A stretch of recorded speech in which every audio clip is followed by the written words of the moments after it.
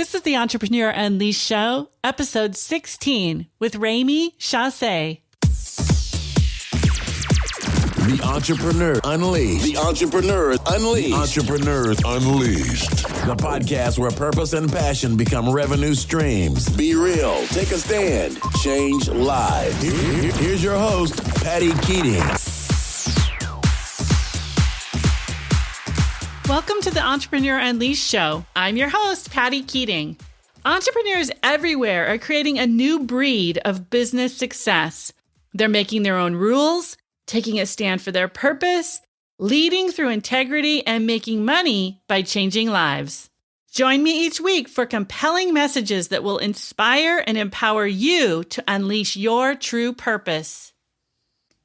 Would you like to turn your message into a signature system and monetize it with a program or product online? Join me for the Online Biz webinar, where we'll take you through the steps required to monetize your message. Head on over to the onlinebizwebinar.com and reserve your spot today. Today's guest is Remy Chausse, and I'm so excited to have her with us today. She's not only a kick in the pants, but she's a no-nonsense lady. She might quite possibly be the number one Unstuckologist. She has this X-ray vision for seeing the trouble spots that exist in frozen situations. Have you ever had one of those happen? I know Never. I have. Never. And she's super creative and knows how to transform those situations instantly. So I'm really excited to bring her to you to give you some tips and just share her expertise and her journey. She's also the best-selling author of Living Life as an Exclamation Point. And she's the creator of the Get Unstuck Revolution. Who wants to be part of that? It's for extraordinary women with big-ass dreams who are ridiculously unsatisfied with status quo. So welcome, Remy. Thank you. And you have to kind of do a little eye roll when you say ridiculously unsatisfied, right? Yeah, exactly. I'm so glad you're here. This is going to be so much fun. It's great to be here. I'm loving getting to know you more every single day. As you've probably gathered, I don't like to do anything small, so I have to do a whole revolution. I can't just do like a business, right? That's right. That's no fun. Yeah, so I help people get unstuck, find the calling that's been placed on their soul, and ignite their own revolution. Because what I found is that so many people play small and they don't really want to, but they don't necessarily know how to play big. Does that make sense? Absolutely. Absolutely. Yeah. Or they know how to play big somewhere, but they need your help to really release that. Yeah, and that's kind of what inspired me to start doing it this way, because that was kind of the journey that I was in. Not because I had the habit of playing small, but because I went through what I call a spiritual injury, which is what I call something that shatters your soul, something that just hits you so deeply. And so for me, what I discovered one day while I was out for a walk was that I was being abused by my minister and my church. And P.S., the minister was my husband. Oh, my goodness. Right? And so, boy, talk about here's the one person you put all your trust into, not just because he's your husband, but because he's your minister. And then how do you stand up against a church and say, you're abusing me? I mean, it's just such an impossible situation. And so in trying to navigate through that, that's how I ended up playing small, mostly sitting in a pile of tears in my hallway is how that started. But at the time, it was like I felt like I was so stuck and knotted up in the situation without a clue how to get out of it. And I couldn't find anybody who had the expertise in that sort of a trifecta. But what I discovered as I was researching and talking to people that the most common thing I kept hearing was, I feel stuck. And I came to realize it doesn't really matter what got you stuck. It's like when you're in it and you can't get out of it, it's like that's the thing where people really need the help. Right. So how did your business start from this?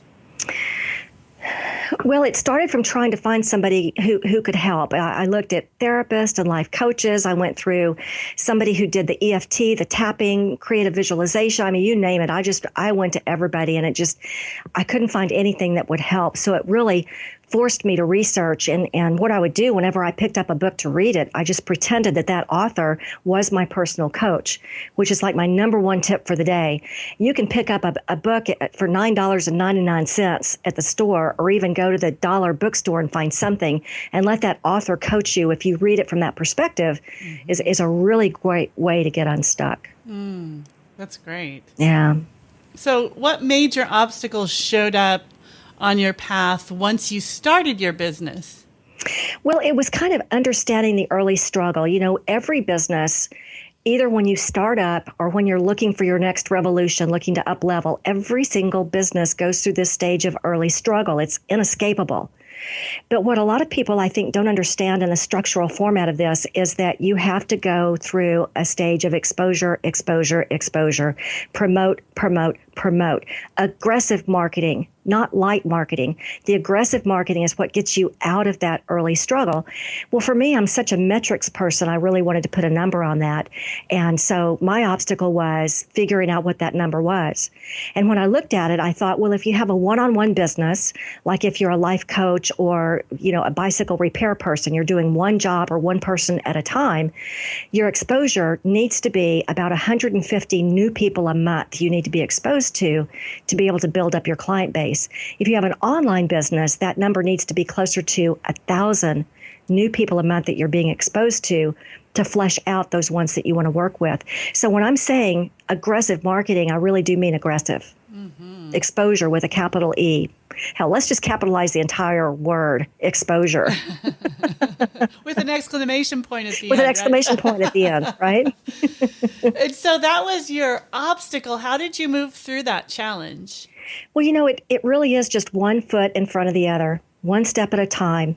All you need is just the one next step. That was probably one of my big lessons. In fact, as I'm thinking about it, there were probably 3 big lessons that you only need one next step. Some days you're going to do 6 steps or 20 steps if you have a great team that's built out. But if you make sure that every single day you at least take one next step, that was one of my big lessons. Oh, right. And probably my second big lesson was a belief in self, a belief in your dreams.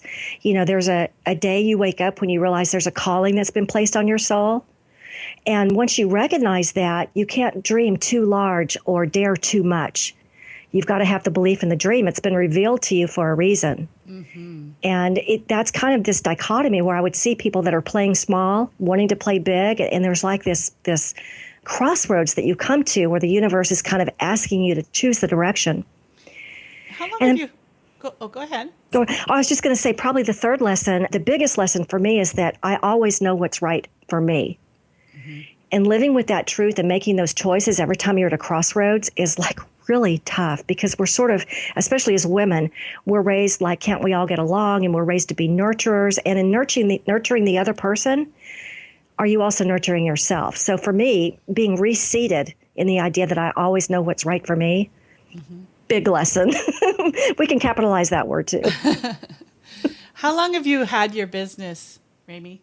The way it's formed right now with the Revolution is a little more recent, maybe 2.5 years, but this business probably 4.5, 5 years, maybe a little bit more. But I really kicked it up a notch to be a Revolution a little more recently. Nice. So tell us what you're passionate about right now. Probably I would say the Get Unstuck Expert Cafe, which is at getunstuckexpertcafe.com. The reason I'm so passionate about that right now is that when I looked at the idea of getting stuck or getting unstuck, I'm good at telling you how you get stuck and how to get out of it, but it's only one perspective.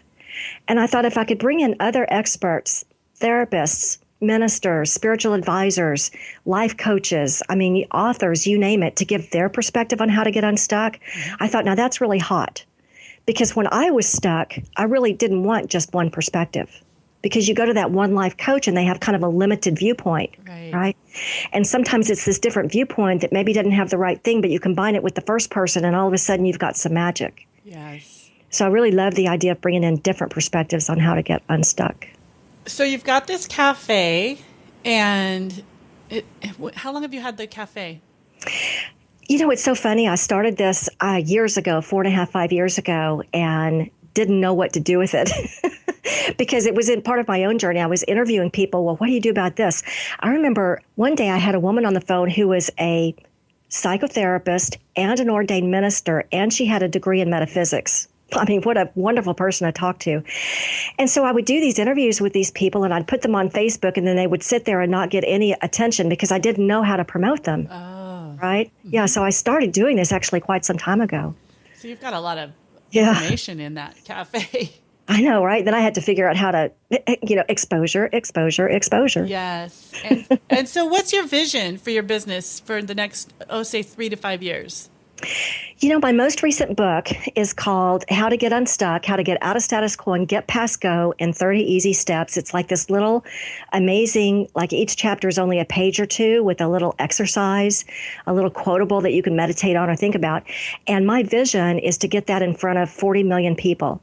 Now, I figure if Tina Turner can sell 240 million albums, I can put out 40 million books. Okay. Right? We'll put that in the show notes, too, and help you out. It may not be in 5 years. It may take the rest of my life, but that's okay.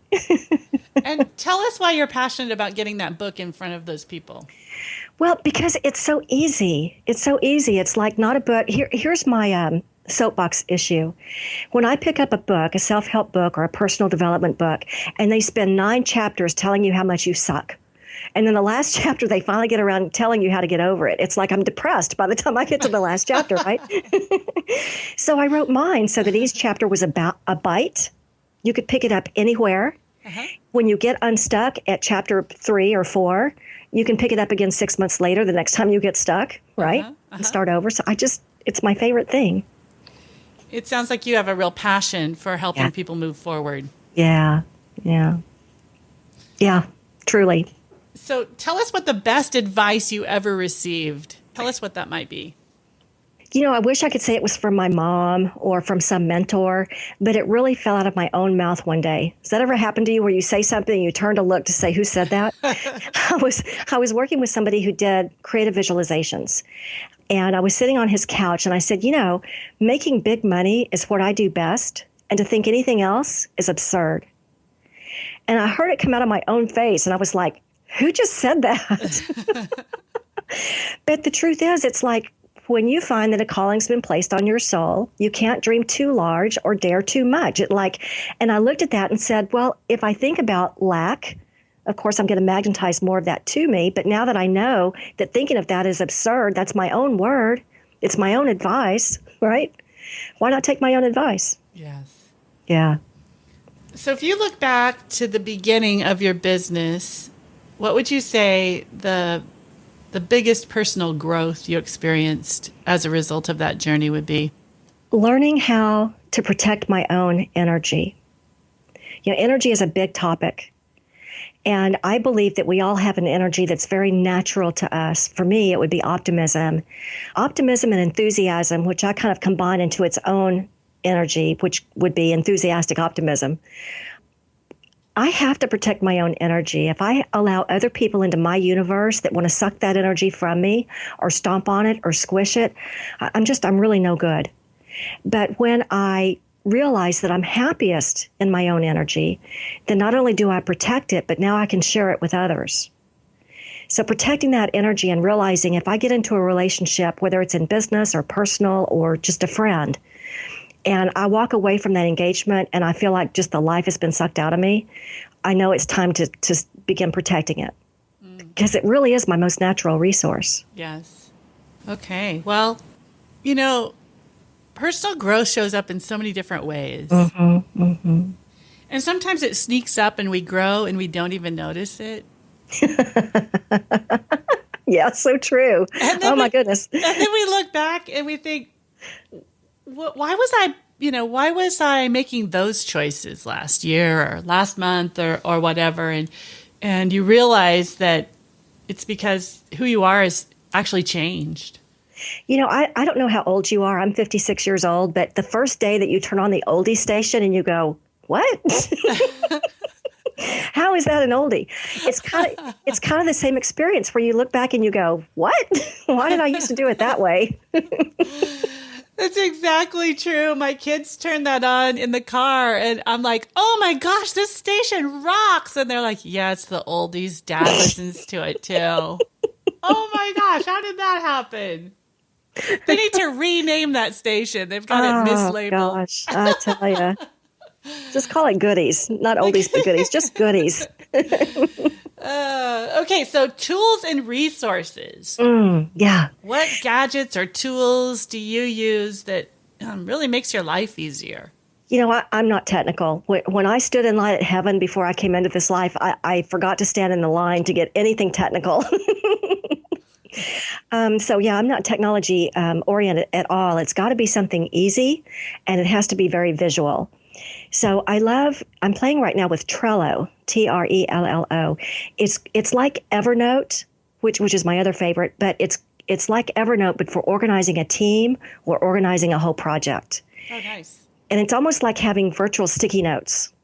And so where Evernote may call it a board or Pinterest may call it a pin, Trello calls it boards. Like if you have a vision board for this person, a vision board for that person, but on the board is their tasks and they can be moved around. So that's the new thing I'm playing with. It sounds like you have a bit of creativity in you. You like the the visual aspect of planning. Well, I have to see what I'm doing. Yeah. You know, if I can't see it, it doesn't get done. Right. So Trello, we'll put that in the show notes as well. What's your favorite tool these days? You know, I started using Asana.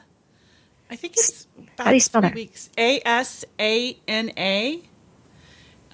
With my team about 3 weeks ago, maybe 4 weeks ago. And, you know, I got that from one of my podcast guests who recommended it. I've heard it from a few of them now.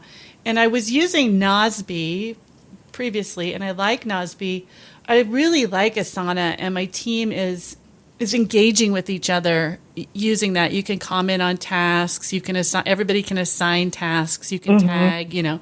So that's one of my favorite things right now. Sounds very familiar. It does. I know a lot of people love to use Google Docs, and I still worry about setting up a Google Doc and somebody, you know, deletes half of it. Oh. You know, so I love the idea of using one of these other technologies instead. Yeah. Okay, so resources, books, podcasts, blogs. What are you tuned into? What do you like?